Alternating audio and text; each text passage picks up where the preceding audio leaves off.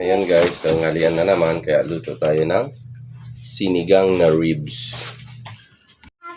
Ayan guys, isa lang na natin ang ating pork ribs.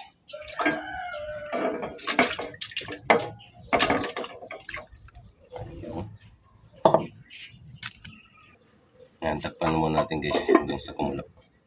Ayan na guys, yung pinakuluan nating ribs.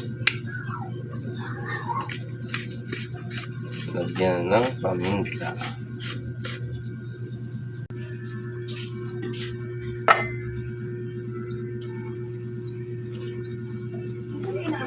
Ito ba yun?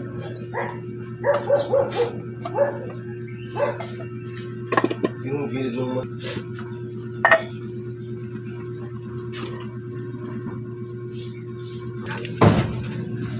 Sama na lang guys, ito ako. Wallet ko? Tapos na ulit ba?